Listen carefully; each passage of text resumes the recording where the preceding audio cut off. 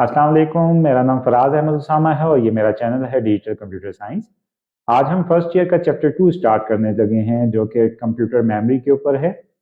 इस लेक्चर के अंदर हम कवर करेंगे यूनिट का इंट्रोडक्शन, उसके बाद मेमोरी का इंट्रोडक्शन, मेमोरी की मेन टू टाइप्स, उसके साथ हम मेमोरी की कैरेक्टरिस्टिक्स, मेमोरी की टर्मिनोलॉजीज और मेमोरी वर्ड को कवर करेंगे। तो आइए चलते हैं कंप्यूटर स्क्रीन पे और देखते हैं इनकी detail. Chapter 2 computer memory, lecture 1 unit introduction, memory introduction, types, characteristics and terminologies of memory and memory word. ये चीज़ें आज हम कवर करने जा रहे हैं। तो आइए चलते हैं सबसे पहले टॉपिक पे। यूनिट इंट्रोडक्शन में हम कंप्यूटर मेमोरी की इंट्रोडक्शन को देखेंगे कि इस चैप्टर के अंदर हम क्या कवर करेंगे। कंप्यूटर मेमोरी किसी भी कंप्यूटर के लिए इम्पॉर्टेंट है और कंपलसरी भी है। जनरली हम जब बात करते हैं कंप्यूटर मेमोरी की तो हम दो वर्ड यूज करते हैं। पहला वर्ड होता है मेमोरी का और दूसरा वर्ड होता है स्टोरेज का। आमतौर पे मेमोरी का वर्ड प्राइमरी के लिए और स्टोरेज का वर्ड सेकेंडरी मेमोरी के लिए यूज होता है। इसी तरह हम स्टोरेज के लिए स्टोरेज डिवाइसेस का वर्ड भी यूज करते हैं। अब हम मेमोरी या स्टोरेज के अंदर क्या चीज स्टोर कर सकते हैं? हम स्टोर कर सकते हैं प्रोग्राम्स को या हम स्टोर कर सकते हैं डाटा को। आमतौर पे प्रोग्राम की सबसे जो सिंपल डेफिनेशन है उसको कहा जाता है कि a program is a set of instructions. और इसी तरह से data, it can be anything which can be stored in computer. अब हमारे पास स्टोर किया जाता है प्रोग्राम या डाटा और इसको हम देख सकते हैं कि इट कैन बी टेम्पररी और इट कैन बी परमानेंट। इसका मतलब ये हुआ कि हम किसी भी मेमोरी या स्टोरेज के अंदर प्रोग्राम्स को या डाटा को अगर हम स्टोर करते हैं तो उसकी स्टोरेज टेम्पररी भी हो सकती है और परमानेंट भी हो सकती है। यहीं पे स्टार्ट में हमने देखा था कि प्राइमरी और सेकेंडरी, तो ये दो टाइप्स हैं कंप्यूटर मेमोरी की। अब हमारे पास क्वेश्चन आ जाता है कि व्हाट इज कंप्यूटर मेमोरी, या इसका क्वेश्चन इस तरह से भी पूछा जा सकता है व्हाट इज मेमोरी, और हम इसको किस तरह से आंसर करेंगे। मेमोरी को हम कहते हैं कि ये एक फिजिकल डिवाइस है और इस फिजिकल डिवाइस के अंदर हम स्टोर कर सकते हैं किसी भी किस्म के प्रोग्राम को या हम स्टोर कर सकते हैं किसी भी किस्म के डाटा को। प्रोग्राम हम पहले भी देख चुके हैं कि इसको हम कहते हैं कि these are set of instructions, या प्रोग्राम के लिए हमारे पास वर्ड यूज होता है सॉफ्टवेयर का। देन अगेन हम जब स्टोरेज की बात करते हैं तो हमारे पास ऑप्शन आ सकता है परमानेंट स्टोरेज का या हमारे पास ऑप्शन आ सकता है टेम्परेरी स्टोरेज का। इसके बाद हम मेमोरी को यूज किस तरह से करेंगे या मेमोरी किस काम के लिए यूज होगी। मेमोरी यूज होगी किसी भी तरह के कंप्यूटर के अंदर या फिर किसी कंप्यूटिंग डिवाइस के अंदर, या इसके अलावा हम कह सकते हैं कि हम मेमोरी को यूज करते हैं किसी भी डिजिटल डिवाइस में। इसके साथ ही हमारे पास क्वेश्चन आ जाता है कि how memory is used in a computer, और हम इसको आंसर करेंगे। किसी भी कंप्यूटर के लिए जो मेमोरी है वो कंटेन करती है ऑपरेटिंग सिस्टम को, और ऑपरेटिंग सिस्टम का भी सिर्फ मेन पार्ट इसके अंदर आएगा। इसके बाद ये कंटेन करती है ऑल ऑफ एप्लीकेशन प्रोग्राम्स को, या फिर ये कंटेन करती है रिलेटेड डाटा को, और ये रिलेटेड डाटा ऐसा है जो कि करंटली यूज में होता है, दैट इज बीइंग यूज, जो कि किसी भी प्रोग्राम के लिए, बेशक वो ऑपरेटिंग सिस्टम है या एप्लीकेशन प्रोग्राम है, उसके लिए यूज हो रहा होता है। अब हमारे पास नेक्स्ट क्वेश्चन आ जाता है कि what are the types of memory, how they interact with CPU, और हम इसको आंसर करेंगे। मेमोरी हमारे पास दो टाइप्स के अंदर अवेलेबल है। इसमें से हम जो पहली टाइप है उसको कहते हैं मेन मेमोरी। मेन मेमोरी के अलावा इसको हम इंटरनल मेमोरी भी कहते हैं या फिर हम इसको प्राइमरी मेमोरी कहते हैं। इसी तरह हमारे पास जो दूसरी टाइप है इसको हम कहते हैं बैकअप स्टोरेज, या हम इसको कहते हैं एक्सटर्नल मेमोरी, या फिर हम इसको सेकेंडरी मेमोरी कहते हैं।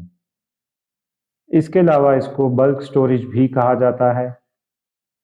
अब अगर हम देखें तो मेन मेमोरी का मतलब है जो कि एज अ मेन मेमोरी के तौर पे यूज होती है, और बैकअप मेमोरी का मतलब है जिसको हम बैकअप के लिए यूज करते हैं।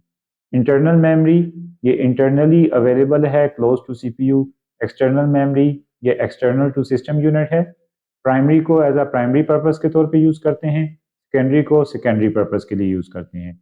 इसी तरह बल्क स्टोरेज या इसके अलावा हम इसको कह सकते हैं मैस स्टोरेज, और ये दोनों वर्ड्स बल्क या मैस का यूज़ होता है वो इसके अंदर क्योंकि ज़्यादा क्वांटिटी अवेलेबल है स्टोरेज की, इसलिए इसको बल्क या मैस स्टोरेज कहा जाता है।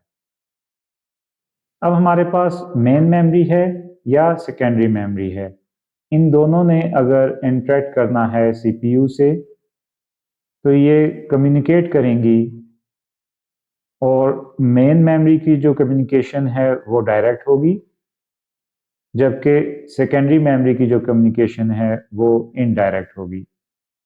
इसका क्या मतलब हुआ? इसका मतलब हुआ कि मेन मेमोरी डायरेक्ट सीपीयू से इंटरेक्ट कर सकती है, जबकि सेकेंडरी मेमोरी को इंटरेक्ट करने के लिए पहले मेन मेमोरी से इंटरेक्ट करना होगा, उसके बाद मेन मेमोरी सीपीयू से इंटरेक्ट करेगी। अब यहाँ पे हमारे पास एक सिंपल सी डायग्राम है जिससे हम इस कॉन्सेप्ट को मज़ीद समझ सकते हैं।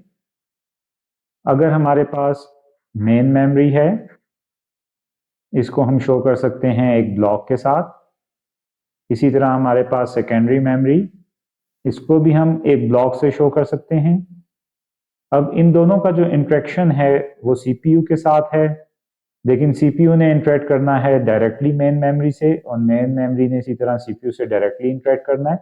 बट मेन मेमोरी से सेकेंडरी मेमोरी का इंटरेक्शन होगा, इसी तरह सेकेंडरी मेमोरी मेन मेमोरी से इंटरेक्ट करेगी, देन मेन मेमोरी सीपीयू से इंटरेक्ट करेगी। इसी तरह से अगर हम देखते हैं कि अगर इसको हम मदरबोर्ड के रेफरेंस से देखें तो हमारे पास जो मदरबोर्ड है वो कंटेन करता है सीपीयू और मेन मेमोरी को, और सेकेंडरी मेमोरी उससे बाहर होगी। इसी तरह अगर हम बात करते हैं इनपुट की, इनपुट डिवाइसेस से हम डाटा इनपुट कर सकते हैं मेन मेमोरी के अंदर, और मेन मेमोरी इसको आउटपुट दे सकती है आउटपुट डिवाइसेस को। तो हमारे पास ये एक सिंपल सी ब्लॉक डायग्राम है, और ये जो ब्लॉक डायग्राम है ये किसी भी कंप्यूटर के लिए और उसके साथ मेमोरी की इंटरेक्शन को शो कराती है।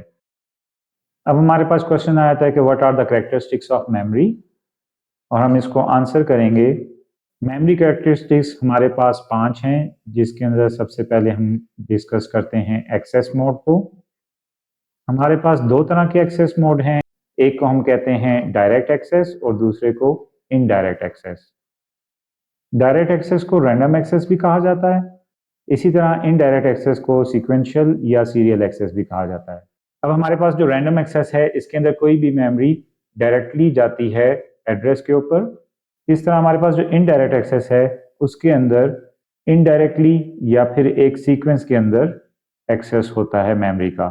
इसको हम अगर एक डायग्राम के मदद से समझना चाहें तो एक अगर हमारे पास मेमोरी है जिसके अंदर लेट से हमारे पास 4 लोकेशंस हैं, दीज आर 1 2 3 एंड 4। अब अगर हमारे पास डायरेक्ट एक्सेस है और डायरेक्ट एक्सेस के थ्रू हमने 4th एड्रेस के ऊपर एक्सेस करना है या जाना है, तो डायरेक्ट एक्सेस क्या करेगा, डायरेक्टली 4th के ऊपर जाके यहाँ पे जो भी डाटा है इसको एक्सेस कर सकेगा। जबकि इनडायरेक्ट एड्रेस के अंदर अगर हमने 4th लोकेशन के ऊपर एक्सेस करना है, 4th लोकेशन पे जाना है, तो हमें पहले जाना पड़ेगा फर्स्ट एड्रेस पे, देन फर्स्ट से सेकंड के ऊपर, इसी तरह सेकंड से थर्ड के ऊपर, और फिर थर्ड से फोर्थ के ऊपर एक सीक्वेंस के अंदर मूव करना पड़ेगा 1 बाय 1। हम डायरेक्टली फोर्थ को एक्सेस नहीं कर सकते, फोर्थ लोकेशन या एड्रेस डायरेक्टली एक्सेस नहीं हो सकता इनडायरेक्ट एक्सेस में। सेकंड कैरेक्टरिस्टिक्स हमारे पास आ जाती है एक्सेस टाइम।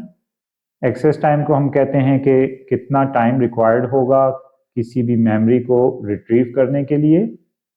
उस मेमोरी को हम रिट्रीव करेंगे डाटा के लिए, और डाटा के लिए मेमोरी को जब हम रिट्रीव करेंगे तो that is possible time can be in 1 second, या हम कह सकते हैं कि हमें टाइम लग सकता है 2 सेकेंड एक्सेस का किसी भी मेमोरी के लिए।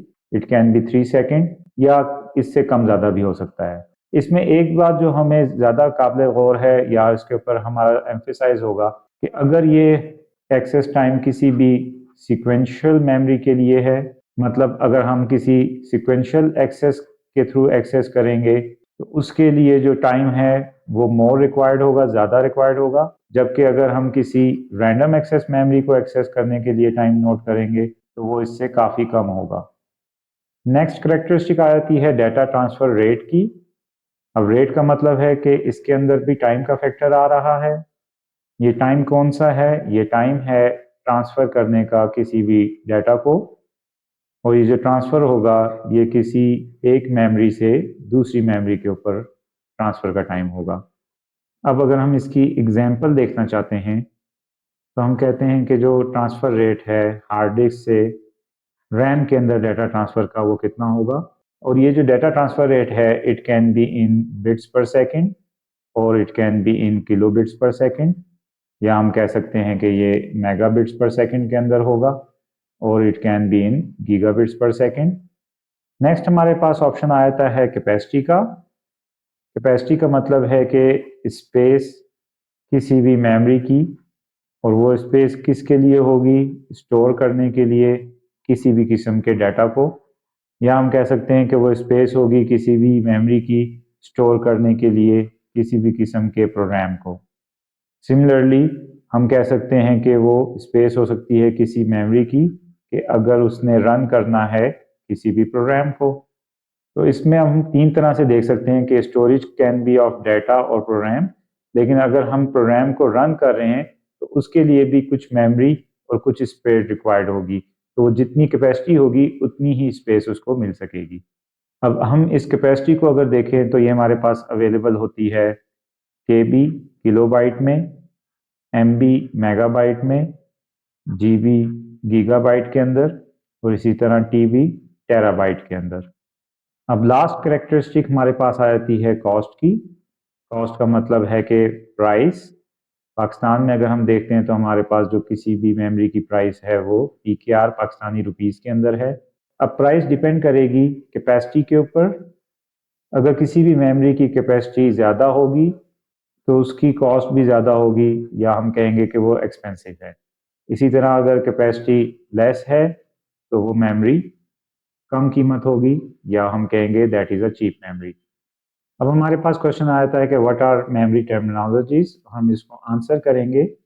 मेमोरी टर्मिनोलॉजीज में हमारे पास सबसे पहले बेसिक यूनिट आ जाता है, और ये बेसिक यूनिट हमारे पास स्मॉलेस्ट यूनिट भी है। इसको हम कहते हैं बिट। बिट हमारे पास या तो ज़ीरो हो सकता है या फिर 1 हो सकता है, और इसमें ज़ीरो रिप्रेजेंट करता है ऑफ को, जिसके लिए हमारे पास 0 वोल्ट होता है। इसी तरह 1 रिप्रेजेंट करता है ऑन को, और इसके लिए स्टैंडर्ड 5 वोल्ट वोल्टेज होता है। इट कैन बी 3 या 2 वोल्ट्स ऑल्सो, लेकिन स्टैंडर्ड 5 वोल्ट का है। अब ये जो बिट है ये असल में बाइनरी डिजिट की एब्रीवेशन है। बाइनरी डिजिट में से पहला बी एंड आखिरी IT अगर हम मिला के लिखें तो ये बिट बन जाता है। अब ये जो हमारे पास बिट है इसके अंदर हमारे पास अगर 1 बिट है तो वो स्टोर हो सकता है 1 सेल के अंदर। 1 सेल अगर हम रिप्रेजेंट करें तो इस तरह से एक रेक्टेंगुलर बॉक्स से रिप्रेजेंट हो सकता है। इसके अंदर आ सकता है 0, या इसको हम कह सकते हैं कि ये एक अगेन रेक्टेंगुलर बॉक्स और उसके अंदर 1 आ सकता है। अब अगर हम सेल्स को देखें तो किसी भी मेमोरी के अंदर ये मिलियंस की तादाद के अंदर होंगे। इसके बाद हमारे पास नेक्स्ट टर्म आ जाती है बाइट की। बाइट हमारे पास एक 8 बिट्स से मिलकर बनता है, और ये जो बाइट है ये स्मॉलेस्ट यूनिट है, और ये स्मॉलेस्ट यूनिट किस तरह से है? जिसकी कि स्टोरेज पॉसिबल है। अब इसका क्या मतलब हुआ कि मिनिमम भी अगर हमने स्टोर करना है तो हम 1 बाइट को स्टोर कर सकते हैं। इससे कम हम किसी भी डाटा या मेमोरी को स्टोर नहीं कर सकते। इसी तरह अगर हम देखते हैं कि हमारे पास अगर 1 करेक्टर है तो 1 करेक्टर इक्वल होता है 1 बाइट के, और ये 1 करेक्टर कौन सा हो सकता है? ये हो सकता है A to Z कैपिटल के अंदर, या फिर A to Z स्मॉल में 0 से 9 कोई भी नंबर, या इसके अलावा हमारे पास सिंबल या स्पेशल करेक्टर्स हो सकते हैं लाइक स्टैरिक या @ऑफ।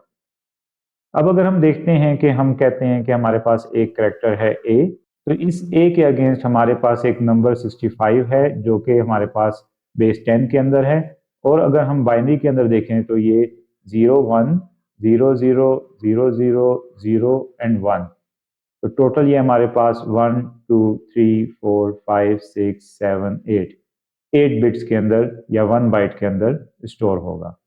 अब हम जब भी किसी मेमोरी की मेजरमेंट करेंगे तो वो मेजरमेंट हमारे पास बाइट के अंदर आएगी। इसी तरह हमारे पास बाइट के जो बड़े यूनिट्स हैं उसके अंदर केबी या किलोबाइट या फिर एमबी मेगाबाइट, इसी तरह GB gigabyte, TB terabyte, TB petabyte and EB exabyte. तो ये सारे बिगर यूनिट्स हैं जो कि बाइट के ही ऊपर मुश्तमिल होते हैं। अब हम देखते हैं कि किसी भी मेमोरी के लिए अगर हम कैलकुलेट करना चाहते हैं, कोई भी कैलकुलेशन होगी तो वो किस तरह से होगी, वो हमेशा 2 की पावर में होगी और हम इसको लिखते हैं 2 raise to the power n। इसका मतलब है कि हम लिख सकते हैं it can be 2 raise to the power 0 जो कि 1 के इक्वल है, 2 रेज़ टू द पावर 1 2 के इक्वल है, 2 रेज़ टू द पावर 2 4 के इक्वल है, 2 रेज़ टू द पावर 3 8 के इक्वल है। सिमिलरली 2 की पावर में 4 16 5 32 6 64 7 128 8 256 9 512 एंड 10 1024 के इक्वल आएगा। अब अगर हम देखें कोई सीक्वेंस के अंदर तो ये नंबर 1 से 2 डबल हो रहा है, इसी तरह 2 से 4 डबल हो रहा है एंड सो ऑन। 4 से डबल 8 8 से डबल 16 32 64 128 256 512 एंड 1024। और हमारे पास ये जो final 2 raise to the power 10 आ रहा है, it will be a value of kilo जो कि हमारे पास बाइनरी के अंदर आती है। आमतौर पे हम कहते हैं कि जो किलो की क्वांटिटी है वो हमारे पास होती है 1000 जो कि हमारे पास डेसिमल नंबर सिस्टम के अंदर आती है। लेकिन अगर हम कंप्यूटर में बात करेंगे तो इसके अंदर जो किलो की हमारे पास टर्म आती है वो 1024 होती है, जिसको कि हम कहते हैं कि ये बाइनरी के अंदर किलो की टर्म है। अब हमारे पास एक और तरीका है मेमोरी को सीखने का, देखने का, कि अगर 1 बाइट को हम देखते हैं तो ये इक्वल होगा 8 बिट्स के। बाकी जितने भी बड़े यूनिट हैं उनके अंदर जो 1 की क्वांटिटी है वो सारी हमेशा बाइट के साथ ही आएगी। लाइक अगर हम देखते हैं कि 1 किलोबाइट है, इसी तरह हम देखते हैं कि 1 मेगाबाइट है, 1 gigabyte, 1 terabyte, 1 petabyte and finally 1 exabyte. और अगर हम इसके इक्विवेलेंट देखेंगे तो जो 1 किलोबाइट है वो इक्वल होगा 2 raise to the power 10 bytes के। और इसके बाद अगर हम सीक्वेंस में बाकी मेमोरी के इक्विवेलेंट देखते जाएंगे तो उसके अंदर 10 का डिफरेंस आएगा। लाइक 10 के बाद यहाँ पे 10 होगा तो 2 raise to the power 20 byte, 2 raise to the power 10 byte, 2 raise to the power 40 bytes, 2 raise to the power 50 bytes and 2 raise to the power 60 bytes. इसी तरह अगर हम इसके इक्विवेलेंट देखना चाहते हैं तो हमारे पास जब भी वर्ड आ रहा है किलो का तो इस किलो के साथ हमारे पास वैल्यू आ जाएगी 1024। अब ये किलो बाइट है तो ये 1024 बाइट बनेगा। इसी तरह हम नेक्स्ट में देखेंगे तो ये जो टर्म 1024 की आ रही है ये हमारे पास सारी इक्विवेलेंसी के अंदर आएगी। हर यूनिट के इक्विवेलेंट के अंदर हमारे पास 1024 की टर्म आएगी। और हम क्या करेंगे कि हमारे पास यहाँ पे जैसे बाइट आ रहा है तो इसके साथ हमारे पास टर्म आ रही है किलो बाइट की, तो ये जो किलो बाइट की टर्म आ रही है ये नेक्स्ट में हमारे पास इधर राइट साइड पे आ जाएगी।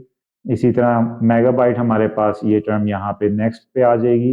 इसी तरह गीगाबाइट हमारे पास यहाँ पे नेक्स्ट में आ जाएगी। सिमिलरली टेराबाइट हमारे पास नेक्स्ट में आ जाएगी एंड फाइनली पीटाबाइट हमारे पास आखिरी टर्म आ जाएगी। इनकी एब्रीवेशंस भी हम लिख सकते हैं like KB, MB, GB, TB and PB. अब मेन चीज़ अगर आप देखें तो हमारे पास ये जो बाइट की टर्म आ रही है ये यहाँ पे हमारे पास कॉमन आ रही है हर एक के साथ। दैट मीन्स कि हमारे पास कोई भी बड़ा यूनिट जो आ रहा है वो बाइट का ही यूनिट है। और एक और बात अगर हम देखते हैं तो यहाँ पे हमारे पास 1024 की जो टर्म आ रही है वो सारे यूनिट के इक्विवेलेंसी के अंदर आ रही है। दैट मीन्स हमारे पास जो 1024 है वो क्या चीज़ होती है, 1024 बाइनरी के अंदर हम कहते हैं किलो को। तो इसका मतलब है जो भी हमारे पास इक्विवेलेंसी आ रही है, जो नेक्स्ट यूनिट बन रहा है वो उस यूनिट के किलो के इक्वल है, like kilo, kilobyte, kilo megabyte, kilo gigabyte, kilo terabyte, kilo petabyte. तो इस तरह से हम मेमोरी को और उसके बाकी बड़े यूनिट्स को इजीली समझ सकते हैं और हम इसके लिए पूरी वर्किंग करके इसका पूरा एक टेबल या चार्ट बना सकते हैं। लास्ट क्वेश्चन हमारे पास आ जाता है व्हाट इज मेमोरी वर्ड, और हम इसको आंसर करेंगे कि मेमोरी वर्ड स्मॉलेस्ट डाटा है। ये स्मॉलेस्ट डाटा ऐसा स्मॉलेस्ट डाटा है जो कि प्रोसेस हो सकता है और ये एक फिक्स साइज है किसी भी एक सीपीयू के लिए। अब मेमोरी वर्ड में हमारे पास नंबर ऑफ बिट्स जितने आते हैं इसको हम कहते हैं वर्ड साइज, और ये वर्ड साइज हमारे पास 16 से 64 बिट का पॉसिबल हो सकता है। ऑल्दो आजकल जो कॉमनली यूज में है वो 32 या 64 बिट। अब ये जो हमारे पास मेमोरी वर्ड है ये जितना बिगर होगा उतने ही ज़्यादा बिट्स इसके अंदर अवेलेबल होंगे और उतने ही ज़्यादा बिट हमारे पास माइक्रो प्रोसेसर में होंगे, और जितने ज़्यादा बिट होंगे उतनी ही ये हमारे पास इम्प्रूवमेंट लेके आएंगे प्रोसेसिंग स्पीड के अंदर। इसके बाद हमारे पास दूसरा फैक्टर आ जाता है कि ये जो मेमोरी वर्ड है ये सीपीयू के लिए एड्रेसिंग के लिए इम्पोर्टेंट है। ये एड्रेसिंग किसी भी मेमोरी की होगी। अब लेट से अगर हमारे पास कोई सीपीयू है जो कि 32 बिट का है, मींस उसका जो मेमोरी वर्ड या फिर वर्ड साइज 32 बिट है, तो उससे क्या होगा, इसके अंदर जो एड्रेसिंग होगी वो 2⁻32 हो सकती है। इसका मतलब है कि ये 2⁻32 ग्रुप ऑफ एड्रेसेस को एक्सेस कर सकता है। इसको हम ग्रुप ऑफ बिट्स भी कहते हैं। और अगर हम देखें तो ये जो हमारे पास 2⁻32 नंबर आ रहा है ये हमारे पास इक्वल होता है 4294967 तो ये जो हमारे पास क्वांटिटी है इतने एड्रेसेस एक्सेस हो सकते हैं किसी भी 32 बिट सीपीयू के साथ। यहाँ पे हमारा लेक्चर खत्म होता है। तो अगर आपको ये लेक्चर पसंद आया हो तो इसको लाइक करें और शेयर करें और चैनल को सब्सक्राइब करें ताकि मजीद इसी तरह की वीडियोस आपको मिलती रहें और ये वीडियोस उन लोगों तक पहुंचती रहें जो ऑनलाइन कंप्यूटर साइंस पढ़ना चाहते हैं। Thank you very much. Allah Hafiz.